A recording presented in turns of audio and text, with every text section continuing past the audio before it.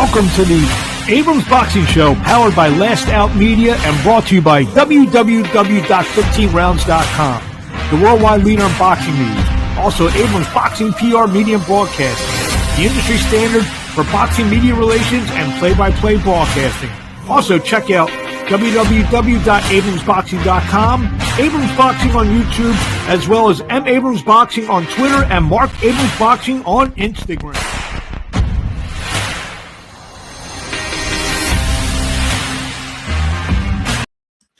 Hello, boxing fans. This is Marc Abrams, and welcome to another edition of the Abrams Boxing Show, show number 21.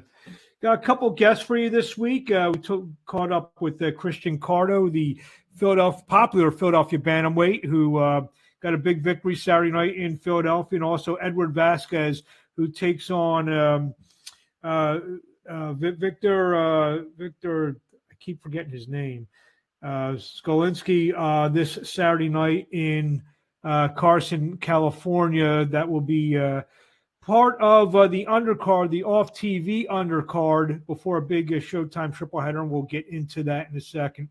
But let's kick it back to Saturday night in Philadelphia. Christian Carto went to 21 as he scored a 10-round unanimous decision, or an 8-round unanimous decision over Hector Andreas Sosa of Argentina. Sosa now 14-2 with 8 knockouts. 8-round unanimous decision at the 2300 Arena in Philadelphia. Scores were 79, 73, 78, 74, 77, 75 for Christian Carto, who is on the verge of a big fight. And we're going to talk to him and see what he had to say post-fight after his performance Saturday night in Philadelphia. The co-feature saw a battle of undefeated light heavyweights and Atif Oberton, who's a major prospect for King's Promotions, go to 7-0, notched his 6th knockout as he stopped previously undefeated Christian Thomas of Las Vegas. Thomas now 11-1. That was in round 2. Time was 2:24. Oberton is a big-time prospect, as we said before, in the light heavyweight division, so keep a big eye out for him. Like I said, in the main event that night, Christian Carto went to 20-1 with the win over Hector Andreas Sosa, and I had a chance to catch up with him in the locker room following the Christian Carto after a hard-fought. The scores may not have indicated that, but a hard-fought 8-round unanimous decision over Hector Andreas Sosa here at 2300 Arena.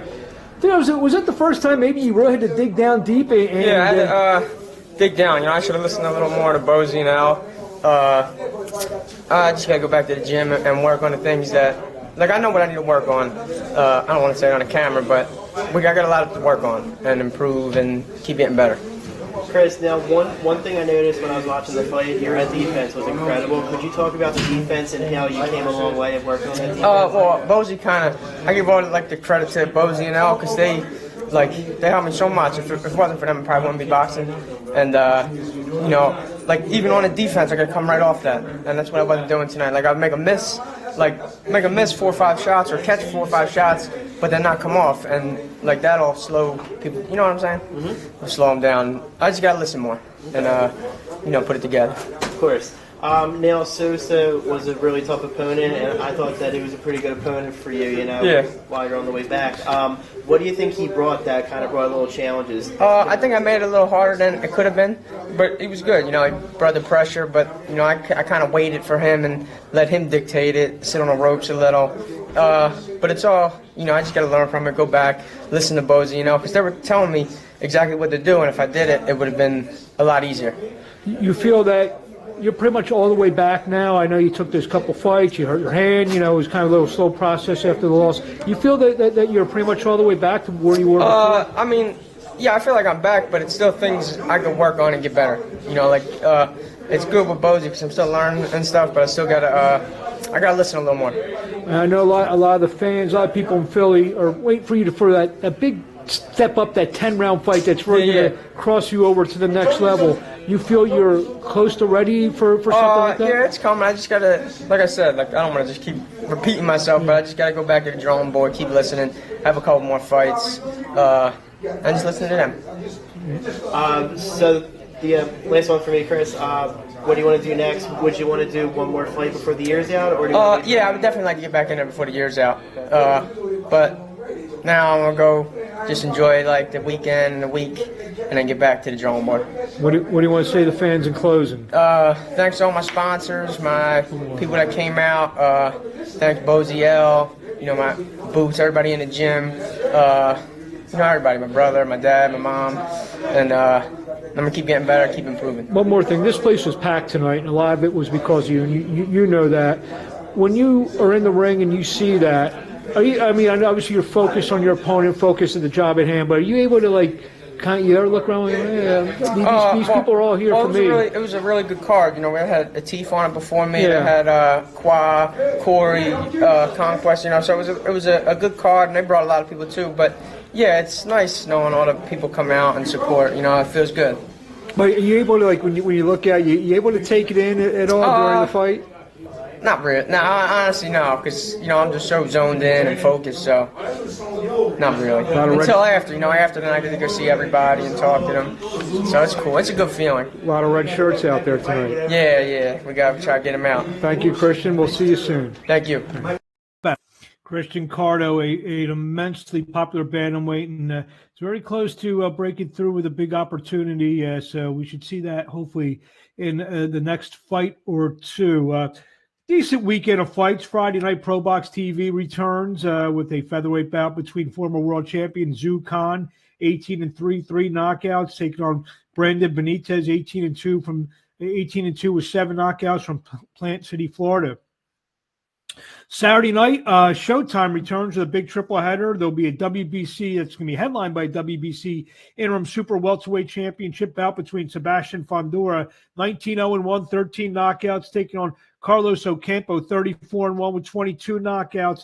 That will take place from the Dignity Health Sports Park in Carson, California, a.k.a. the War Ground. So many great fights there.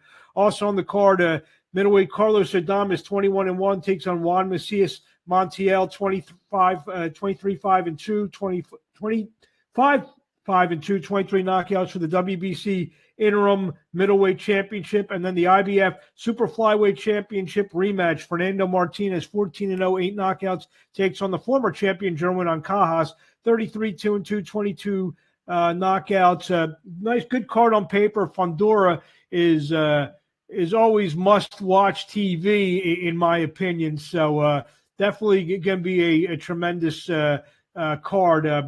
Fighter that's going to be on before the TV cameras get rolling is featherweight Edward Vazquez. Vasquez is going to take on Victor Slavinsky in a very important featherweight clash, and I had a chance to talk to the Fort Worth native featherweight Edward Vazquez, and this is how it sounds. Now joining me on the line is featherweight Edward Vazquez, who this Saturday night takes on Edward. I almost called him Edward Slavinsky. I almost forgot I forgot his first name. Right? Victor Slavinsky. Victor Slavinsky. But this is our second tape. I had it right the first time. Victor Slavinsky this Saturday night live. Be live at the Dignity Health Sports Pavilion in Carson, California. Come on right before the big Showtime card this Saturday night. Edward, how you doing? I'm doing great, man. The fight's coming near and it's fight week, so just cutting weight and relaxing and just trying to get my mind right. 4 days out. Victor Slavinsky, tell me your thoughts on him as an opponent. He's a tough guy. He's doesn't have anything special. He's kind of like a Mexican style fighter, real flat-footed. A lot of output. He throws a lot of punches. He comes to win. He definitely comes to bring the fight, and so I'm fully prepared, and that's my kind of fight. I love that, man. Like I said, he's kind of got like a Mexican style, but not quite, with the Mexican sauce. So I'm gonna give him a Mexican boxing lesson. And everyone who's seen you fight, you love to sit in there and bang and trade away. So if this should be a pretty fan-friendly fight as long as it lasts. Is that what you're thinking? Yeah. Oh, yeah. Absolutely. That's when the fight was presented to me. I was excited about it. Because a fight like this, with the guy who's willing to stand there and bang with me and is coming to win. That's something I can get up for and actually work my ass off for. So, for the past about 25 days, I've been grinding. I took it like on a 3.5 week notice, but I'm always ready. I stay in the gym all year long, so it wasn't really like a last minute notice. It was just kind of like, hey, you want to fight October 8th versus Victor Slavinsky? I'm like, hell yeah, let's do it, man. So, like I said, when they presented it to me, I was excited, man, because I know he's coming prepared. I know he's coming to win. So this is what I'm in this for. He's 13-1. You're 12-1. Like we said, the fight probably be, come on sometime late in the undercard, maybe right before the TV starts. A lot of people are going to be there. Maybe some of the Showtime people will be seated ringside by then. You see this as like a kind of like a tryout between you two guys to see who may go forward in the featherweight division and get a big fight, maybe on the PBC side of things. Absolutely, and I feel like this is the perfect guy to showcase my skills and not only my skills, but also showcase my grit and my heart. So, with Fundora and Ocampo being, the main event, I know it's going to be a packed house with, Mexican fans. And so I'm excited for that also, not only for, the PPC guys in attendance, but also all the fans. It's going to be a very fan-friendly fight. Obviously, your big Showtime event. We've mentioned before that you fought in the big Mike Tyson Roy Jones fight. Although there weren't a ton of people at the Staples Center that night because it was still during the whole COVID things. Over 1 million people purchased it on pay-per-view. A lot of eyeballs, and did something like that help prepare you for a fight like that? Yeah, absolutely. Like I've said before, I think I've said it, in our previous interviews, like, the network and, the fans and all that, it's awesome. It's something that I've always dreamed of my entire life. And, at the end of the day, they are what, keep me going. But, empty arena, no network, it doesn't matter. As long as I go in there and fight, that's all I care about, man. I just want to win. That's all I care about. And I understand that you kind of enjoy like fighting in the Golden State of California. Yeah, man, I'm undefeated in California, so I'm looking to keep that going. The California fans, they always show me a lot of love. I get a lot of messages from people from California, and so it's I just love being out there, and I love performing in front of the California fans, and so I'm looking forward to it, man. But one would take a look down your resume. You fought nothing but fighters with quality records. That mindset. I mean, was that something early on in your career that you said, I'm no easy days at the office for me? Yeah, absolutely. The beginning of my professional career, I didn't have the backing like I do now with my management, DKO Boxing, and so I kind of just had to answer the phone and take whatever was presented to me. And usually it was B-side fights. And, I've been in this game since I was a kid, and, I believe in myself a whole lot. And so I always answered the phone and said, hell yeah, let's do it. And so, that's why you see a lot of, tough opponents on my record early on, tougher than most. And I believe that's, what made me who I am today, and, I don't ask for an easy route. I don't want an easy route. I'm in this, to gamble on myself every time. You mentioned, B-side. Do you look at this fight, because I know he's 13-1, you're 12-1 with an asterisk next to that one. We can that's another whole show for itself. But do you look at this as you guys maybe being co-A sides? There maybe is no B-side in this fight. Yeah, I definitely, it does seem like that. I'm definitely favored to win this fight, I feel like, but also he's fought with PBC. He works with those guys. He is from Los Angeles, and so he trains in Los Angeles, lives in Los Angeles, out of the way of Ukraine. But so it is kind of like, tailored for him, but it's also tailored for me. This is a perfect opponent for me. Perfect opportunity. I'm younger. I'm fresher, and so I feel like this is, in some ways it's swayed for the both of us, and so it gives us both a fair shot, and it's going to be a hell of a fight, man. It's going to be exciting. I'm ready to go. Yeah, you mentioned he's from California. I think you spent a couple of days out in California. You got some teaching from a Hall of Fame trainer. You want to share that story? Hello? No, he paused. So had a little technical difficulty here for a second, but I understand that you mentioned he's from California. You spent a couple days out there, and you got a couple tips from a Hall of Fame trainer. You want to elaborate on that? Yeah, I got to work a little bit and have dinner and pick Joe Goossen's brain for about 2 days, and it was man, it's crazy. I think that week that I was out there was my 20th boxing birthday, so I've been boxing for 20 years now, and I got a whole new boxing lesson just in that little time that I was around Joe Goossen, and it's just amazing, how much you can learn in boxing and how you just never stop learning, and he just gave me a whole new insight, and it was more like on how to actually sit down on your punches, how to turn your punches over. There's little tips, and he actually went over some film with me and and showed me some things that I was doing wrong, and he pretty much he upped my IQ a whole lot in just that amount of time. So it was I definitely cherished every bit of it, man, and I soaked it all in, and I came back home and I drilled and I drilled and I drilled, and you're going to see it on display Saturday night. Is this something that obviously it sounds like you had an amazing experience in just a short amount of time? Is this something that maybe you may be looking to do in between camps? Maybe go out there and work with them a few days here, a few days there? Absolutely. He said, he would like for me to come back out and, and work with them, in between fights. Not so much now because it was like kind of too early right before the fight, and when you're trying to implement new things and try to like switch things up before a fight, it kind of will slow you down a little bit. It might mess your game plan up.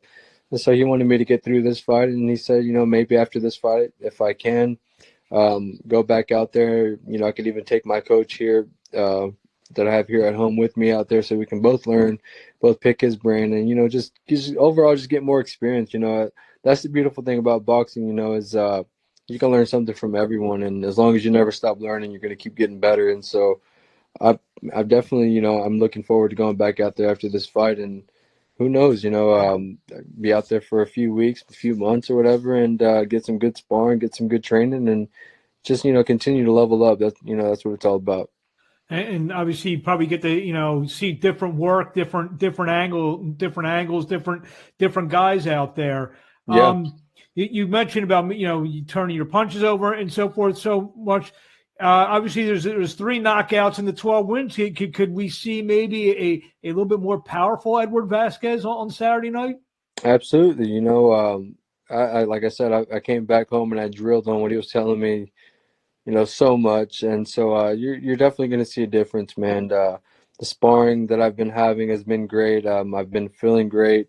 My punches have been feeling great. It just, that little piece of information went a long ways for me, and I really appreciate it. And I'm grateful to have that experience. And like I said, you're going to see it Saturday night.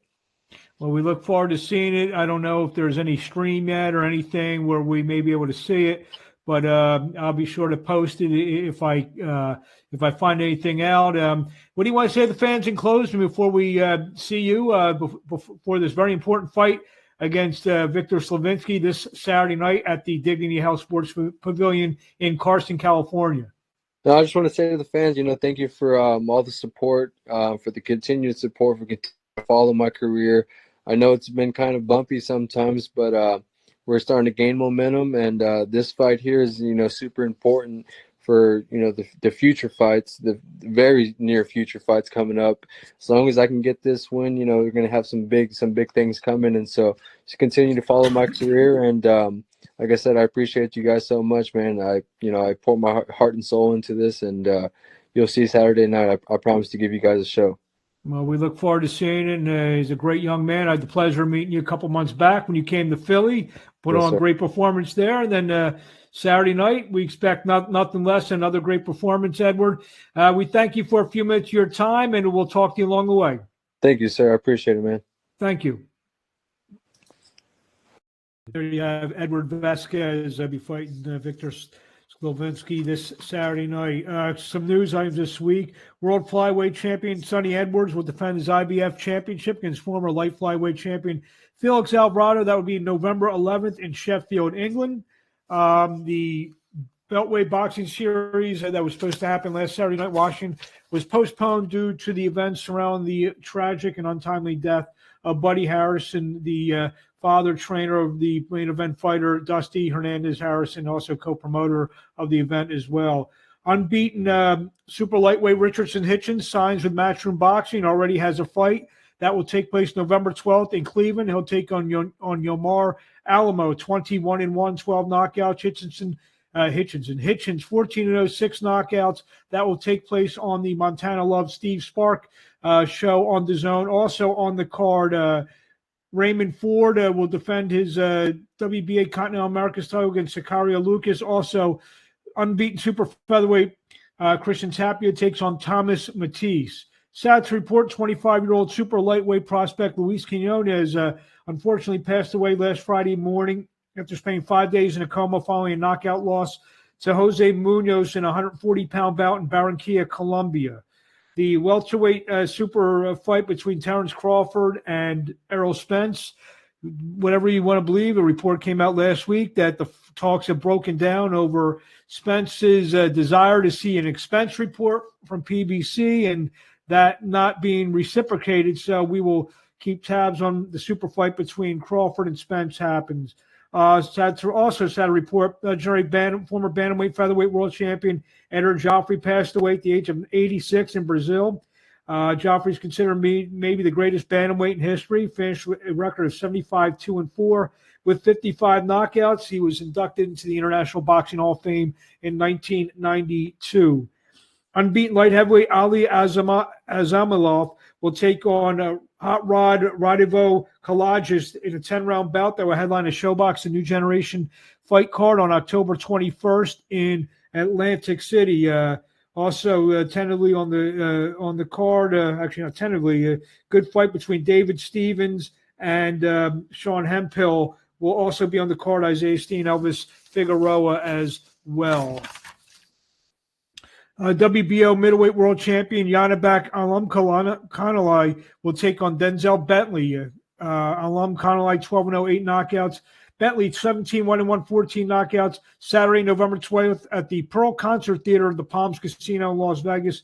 Also on the card will be the top-ranked debut of Sinisa Superbad Estrada, 22-0, 9 knockouts. She will defend the WBA minimum weight title against Jasmine Gali Villantarano, 6-1-2 out of Argentina. The trilogy clash between Juan Francisco Estrada, 43-3, 28 knockouts, and Roman Chocolatito Gonzalez, 51-3, 41 knockouts, will take place at the Desert Diamond Arena, formerly the Gala River Arena in Glendale, Arizona, on Saturday, December 3rd. That will take place live on DAZN. Good co-feature.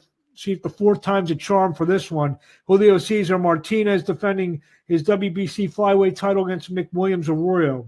Heavyweight Huey Fury has pulled out of a WBA eliminator fight with Michael Hunter that was supposed to be October 29th, citing the long-term effects of COVID for Huey Fury.